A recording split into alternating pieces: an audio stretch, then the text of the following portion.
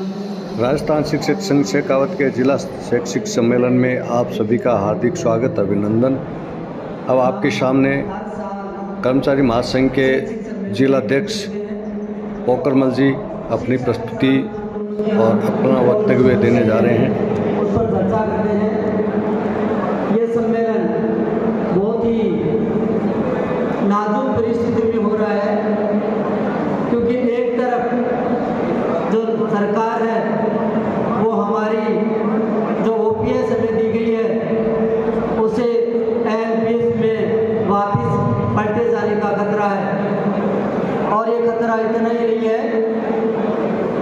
भविष्य में जो नौकरियां आने वाली हैं वो संविदा पे या फिक्स वेतन पे होने वाली है।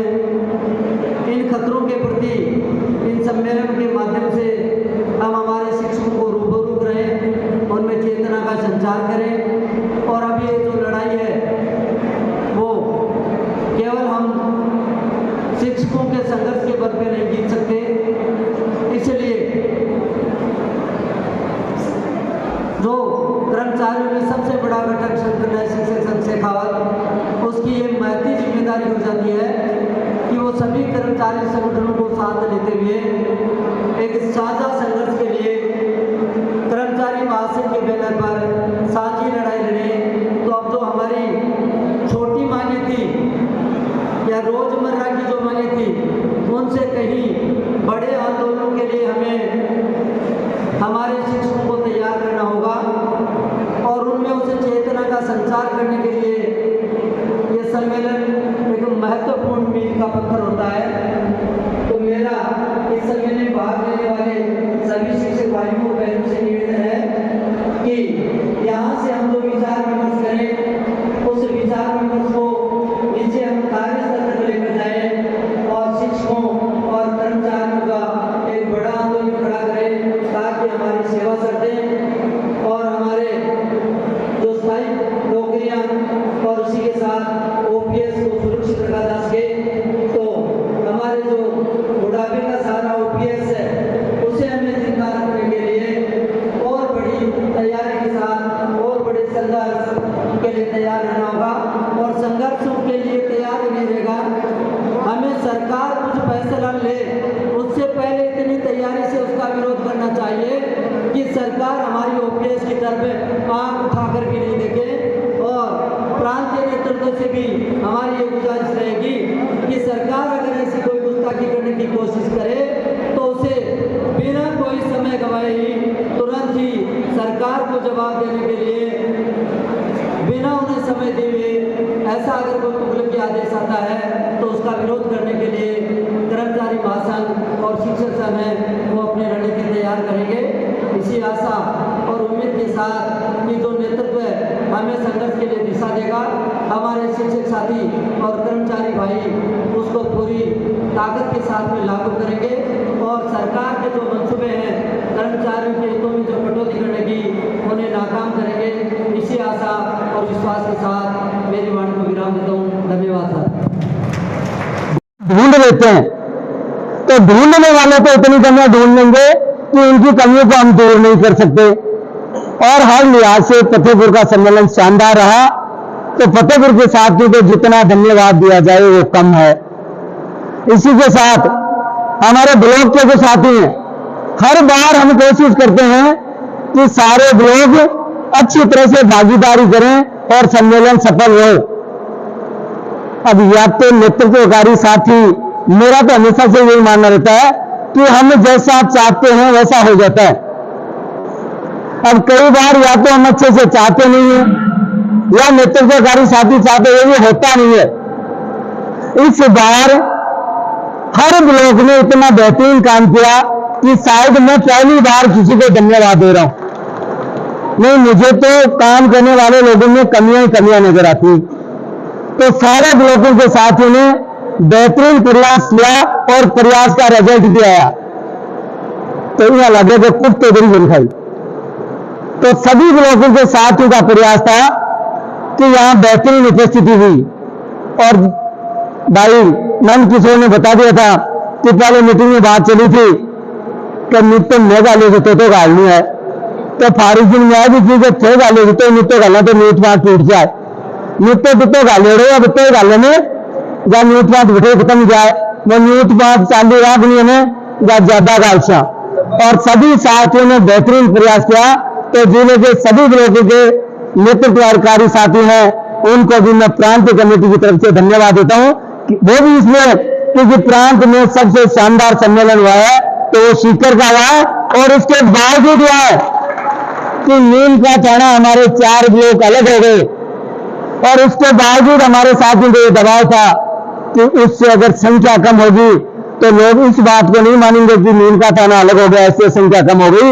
लोग ये मानेंगे कि सीकर में शिक्षकों की रुचि शिक्षक संघ शेखावत के सम्मेलन में कम हो गई है। उस जो कमी दिख रही थी या जो चिंता थी उसको भी आपने समाप्त करके एक बेहतरीन सम्मेलन है वो सीकर जिले में करवाया नहीं अपनी परंपरा को आगे बढ़ाया इसके लिए भी सभी साथी धन्यवाद के पात्र हैं। यहां बैठे हैं जो नेतृत्वकारी साथी हैं। अब हमें संगठन के बारे में भी मैं आपकी 2 मिनट लूंगा कि इस दौरान जब बदलाव होता है तो सभी तरह का बदलाव होता है। जब संगठन शुरू हुआ था या हम इस संगठन में काम करना शुरू किए थे उस वक्त महिलाएं सेवा में नाम मात्र की थी और संगठन के कार्यक्रम में तो उनकी भागीदारी बिल्कुल नहीं थी।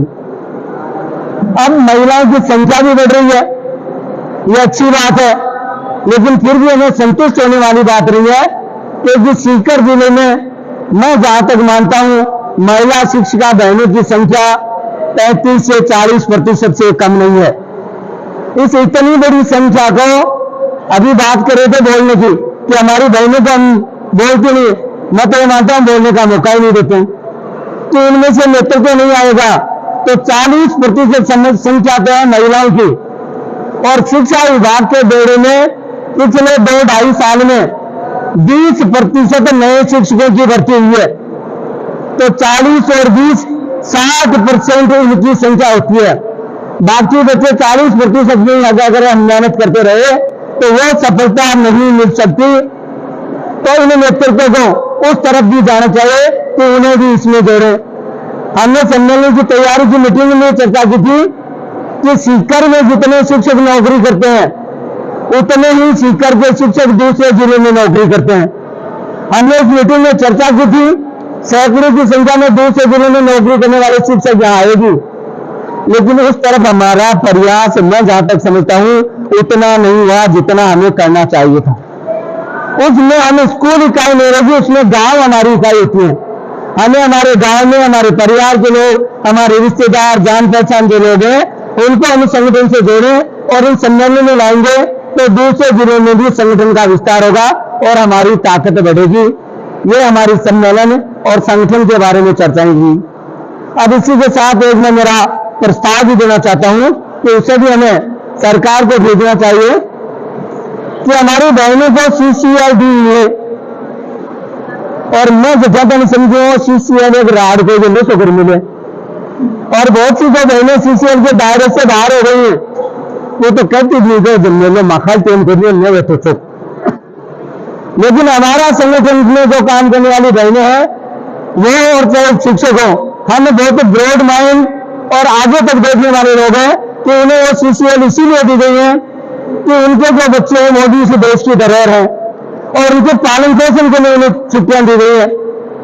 तो उसमें RNA मित्र अधिकारी स्वीकृत करे तभी उनको छुट्टियां मिलती है और उनमें और इसी के साथ हम केवल इतनी मांग नहीं करेंगे नहीं तो लोग ये मानेंगे कि ये बहन की 2 महीने छुट्टी पर जा रहे हैं बच्चों का नुकसान हो रहा है। सरकार को अच्छा तो ये रहे कि अतिरिक्त शिक्षकों की भर्ती करे और शिक्षक कोई बहन या कोई भाई मेडिकल कर रहे हैं तो उस दौरान जो अतिरिक्त शिक्षकों की भर्ती की गई है विद्यालय में वो शिक्षक जाए और हमारे बच्चों की पढ़ाई का नुकसान ही हो।